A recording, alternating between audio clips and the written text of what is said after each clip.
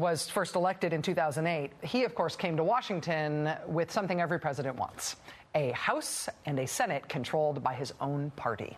And in the 2 years where the Democrats had the White House, the House, and the Senate, we got Wall Street reform, student loan reform, credit card reform, health care reform, obviously, the Fair Pay Act, expanding of the GI Bill. They reauthorized the Children's Health Insurance Program. They expanded national service programs. They fixed the sentencing disparity for crack versus powdered cocaine. We got the 9/11 First Responders Bill. We got the Hate Crimes Act. They ratified the START Treaty between us and Russia on nuclear weapons. They repealed Don't Ask, Don't Tell. They did cash for clunkers. They did the stimulus, which included the largest middle-class tax cuts ever. That was all done by the Congress that was elected at the same time as President Obama in 2008. They were elected in November 2008. They were sworn in January 2009. And over the next 2 years, they got all of those things done. Then the Republicans did really well in the midterms, and the Republicans took control of the House for the first time in years, and John Boehner became Speaker.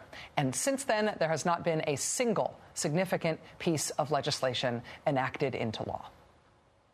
There have been a couple of trade bills. There was a bill that seemed to be inspired by a 60 Minutes segment about whether or not members of Congress get insider trading tips in the course of their doing business in Congress. But yeah, nothing. No significant legislation since John Boehner got the speakership. The Republicans won the elections in November 2010. They were sworn in January 2011. Since then, zero, zip, nothing in terms of legislative accomplishment. And that, of course, is because they have been otherwise occupied. After getting sworn in January, by April, they threatened to shut down the government. That was April. By July, Republicans had forced the first ever debt ceiling crisis in American history. We got our national credit rating downgraded for that one before they eventually blinked and decided they didn't want to keep going. By September of that same year, Republicans were again threatening another government shutdown. By April of the following year, more threats from Republicans of another government shutdown.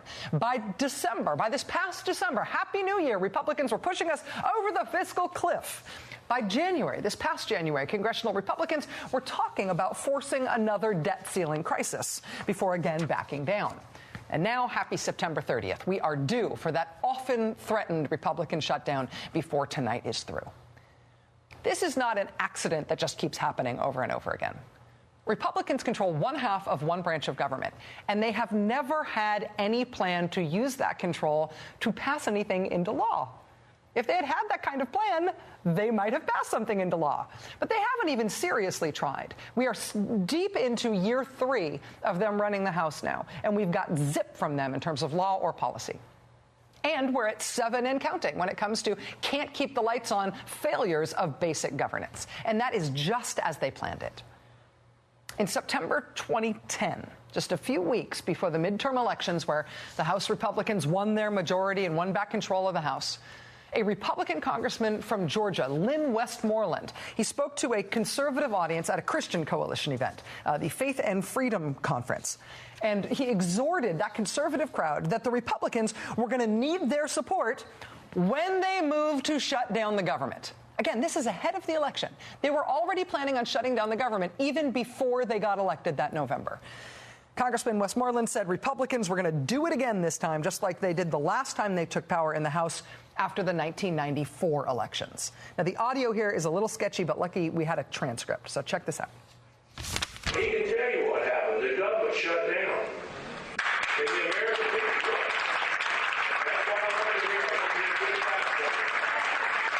Because here's what's going to happen. If we hold the line, if we can get those courageous men and women to be part of our majority, and we say, look, we're in partnership with the American people. We're listening to the American people. This is what we're going to do. If the government shuts down, we want you with us. We want you with us. We got to have it. Because we almost would call up and say, look, I didn't get my check. There you go to the VA. You know, the national parks are closed. We need to make sure that you're going to be with us. We need to make sure that you are going to be with us when we shut down the government, which we will do if we win the majority this year. That was before the 2010 election. When we get the majority, we're going to shut down the government. That was the plan from the beginning.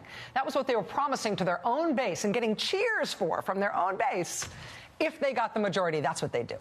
And then they got the majority, and then they followed through. We will do what we have to do to shut down the government if we have to. So you think even if that were to happen, theoretically, it wouldn't be as bad as people make it out? No, I don't think it would be at all. I really don't. Do you think shutdown should be off the table?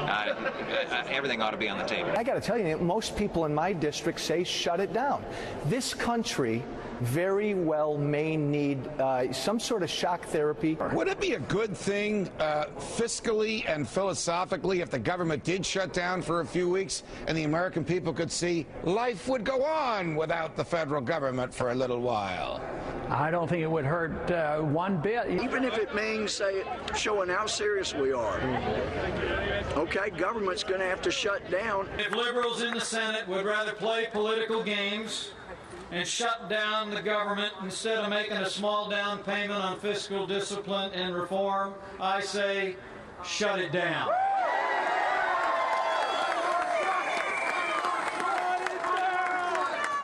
Shut it down. Cut it or shut it. Cut it or shut it. That's how they campaigned for office in 2010. That's what they promised they would do if they were elected in 2010. And that is what they started to do as soon as they were elected in 2010. This was their whole idea for governance. This is their whole idea for why it's worth it to even try to have control of some lever of American governmental power. And so within a matter of weeks after they were sworn in January 2011, Republicans were giving John Boehner a standing ovation in their caucus meeting when he said, yeah, we are preparing for a shutdown. That was the first time. Hooray, a shutdown, because this is what they had promised. They weren't promising any specific result. They were just promising to use this tactic. And I think this is crucial. The tactic itself is the point. The shutdown may or may not accomplish anything.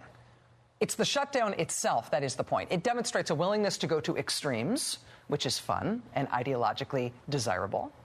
And it shows a decisive lack of respect for what government is. It is a tactical insult to the whole idea of governance. So it's just perfect for the American right, no matter what it accomplishes, even if it accomplishes nothing. The shutdown itself is the point. And so when it started to become clear that Republicans were taking over the House, look back, this was back from 2010. Ahead of the 2010 election, pundits on the right knew what they were going to get excited for. I'm almost giddy thinking about a government shutdown next year. I cannot wait. Why shut it down? Because we'll be able to. Because Republicans are about to win enough control in Washington to be able to do it. They knew that ahead of the election. And then they got elected. And now we've got, this week, House Republicans coming out of their closed-door meeting on Saturday when they decided to vote for a shutdown. And they did not see this as a somber thing, a sober thing that they were taking on reluctantly, a bad thing that they were reluctant to do. When they came out of that conference meeting, having just decided to shut down the government, they were psyched. This is exactly what we called for. We're all getting behind leadership. We think we're going to get every vote. We're excited. We're united.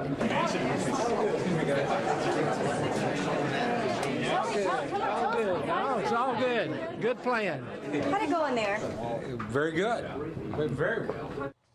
Very well. That's great. We're shutting down the government. What could be better? They see this as great news. Reporters have been staking out the committee rooms and the meeting rooms where Republican members of Congress has been confabbing and deciding what to do these past few days, and their description of the mood among Republicans is jarring. House Republicans were ecstatic Saturday when Mr. Boehner and his leadership team presented their plan. Quote, the mood in the Capitol on Saturday, at least among Republicans, was downright giddy. When Republican leaders presented their plan in a closed-door meeting on Saturday, cheers and chants of vote, vote, vote went up. As members left the meeting, many wore beaming grins. Representative John Culberson of Texas told reporters that as he and his colleagues were clamoring for a vote, he shouted out his own encouragement. I said, like 9/11, let's roll. Let's roll. Let's bring the U.S. government to its knees, just like on 9/11, except the other way. There is a kind of palpable glee on the Republican side about this accomplishment that they are bringing about tonight. They are psyched. There is no mirror image between the two major parties. There is only one major party of the two that strives for control in government specifically because that is the place from which you can hurt government the worst. There is nothing about the last few weeks of political back and forth that explains why this is happening. There's nothing about health reform specifically that explains why this is happening. In 2011, they didn't bother making it about health reform. They made it about the budget back then. Or maybe it'll be Planned Parenthood funding, or maybe it'll be contraceptive. Let's just pick something. What we want is a shutdown.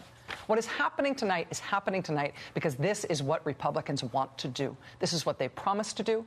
This tactic, let's roll, this tactic is an end in and of itself. And that is why there is no talking them out of it. Elect Republicans and they will burn the place down. And they will laugh while they do it and have a great time.